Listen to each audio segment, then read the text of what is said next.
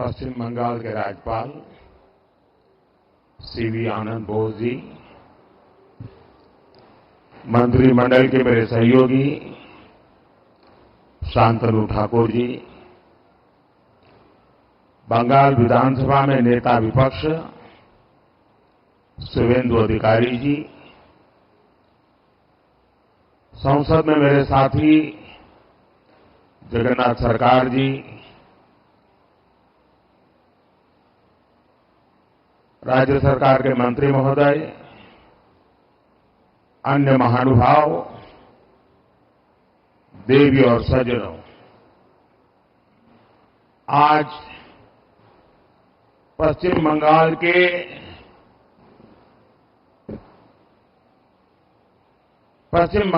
को विकसित राज्य बनाने की दिशा में हम एक और कदम उठा रहे हैं। अभी कल ही मैं आरामबाग में बंगाल की सेवा के लिए उपस्थित था। वहां से मैंने करीब 7,000 करोड़ रुपए, 7,000 करोड़ रुपीस इसकी विकास परियोजनाओं का लोकार्पण और शिलान्यास किया।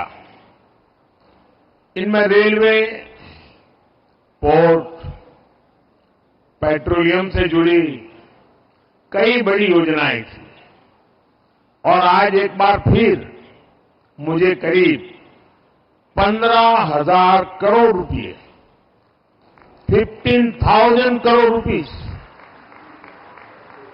उसके विकास कार्यों के लोकार्पण और शिलान्यास का सौभाग्य मिला है। बिजली, सड़क, रेल की बेहतर सुविधाएं बंगाल के मेरे भाई बहनों के जीवन को भी आसान बनाएगी। इन विकास कार्यों से पश्चिम बंगाल के आर्थिक विकास को गति मिलेगी। इनसे युवाओं के लिए रोजगार के नए अवसर भी पैदा होंगे। मैं आप सभी को इस अवसर पर बधाई देता हूं, शुभकामनाएं देता हूं। साथियों, आधुनिक दौर में विकास की गाड़ी को रफ्तार देने के लिए बिजली बहुत बड़ी जरूरत होती है।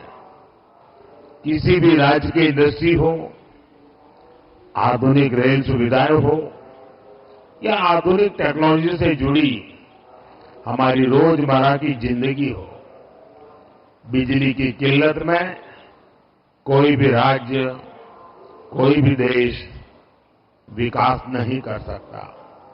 इसलिए हमारा प्रयास है कि पश्चिम बंगाल अपनी वर्तमान और भविष्य की बिजली जरूरतों को लेकर आत्मनिर्भर बने। आज दामोदर घाटी निगम के तहत Raghunathpur thermal power station phase 2 परियोजना का शिलान्यास इसी दिशा में एक बड़ा कदम है। इस परियोजना से राज्य में 11,000 करोड़ रुपए से ज्यादा का निवेश आएगा। इससे राज्य की ऊर्जा जरूरतें भी तो पूरी होगी ही, आसपास के क्षेत्रों में आर्थिक विकास को भी गति मिलेगी। आज इस थर्मल प्लांट के शिलान्यास के साथ ही मैंने मेजिया थर्मल पावर स्टेशन के एफजीडी सिस्टम का उद्घाटन किया है। ये एफजीडी सिस्टम पर्यावरण को लेकर भारत की गंभीरता का प्रतीक है। इससे इस इलाके में प्रदूषण को कम करने में बहुत बड़ी मदद मिलेगी।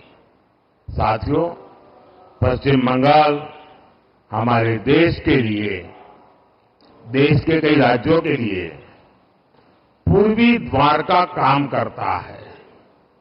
पूरब में इस द्वार से प्रगति की अपार संभावनाओं का प्रवेश हो सकता है।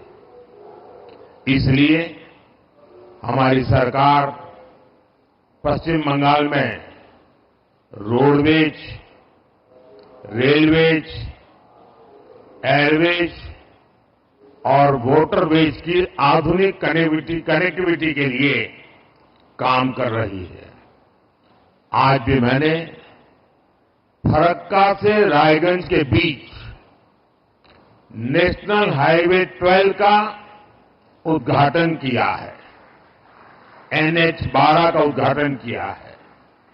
इसमें करीब 2000 करोड़ रुपए 2000 करोड़ रुपए खर्च किए गए हैं। इस हाईवे से बंगाल के लोगों के लिए यात्रा की रफ्तार बढ़ेगी। फरक्का से रायगंज तक का जो पूरा सफर है वो 4 घंटे से घटकर आधा हो जाएगा। साथ ही इससे कालियाचक, सुजापुर, मालदा टाउन आदि शहरी इलाकों में यातायात की स्थिति भी सुधरेगी। जब परिवहन की रफ्तार बढ़ेगी तो औद्योगिक गतिविधियां भी तेज होगी। इस इलाके के किसानों को भी फायदा पहुंचेगा। साथियों, इंफ्रास्ट्रक्चर के दृष्टिकोण से रेल पश्चिम बंगाल के गौरवशाली इतिहास का हिस्सा है, लेकिन इतिहास की जो बढ़त बंगाल को हासिल थी, आजादी के बाद उसे सही ढंग से आगे नहीं बढ़ाया गया। यही कारण है कि तमाम संभावनाओं के बावजूद बंगाल पीछे छूटता गया। पिछले 10 वर्षों में हमने उस खाई को पाटने के लिए यहां के रेल इंफ्रास्ट्रक्चर पर बहुत जोर दिया है। आज हमारी सरकार बंगाल के रेल इंफ्रास्ट्रक्चर के लिए पहले के मुकाबले 2 गुने से भी ज्यादा रुपए खर्च कर रही है। आज भी मैं यहां एक साथ भारत सरकार की 4 रेल परियोजनाओं को बंगाल को समर्पित कर रहा हूं। ये सभी विकास कार्य आधुनिक और विकसित बंगाल के हमारे सपनों को पूरा करने में अहम भूमिका निभाएंगे।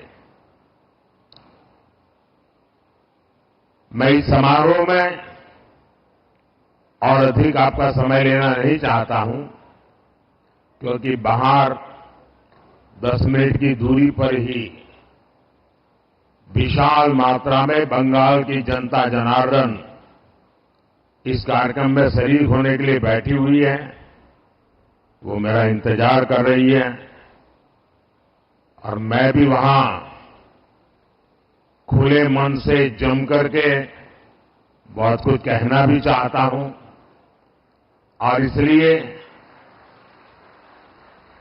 अच्छा होगा कि मैं सारी बातें वहीं पर बताऊं। यहां के लिए बस इतना काफी है। एक बार फिर आप सभी को इन परियोजनाओं के लिए बहुत बहुत बधाई देता हूं। धन्यवाद जी।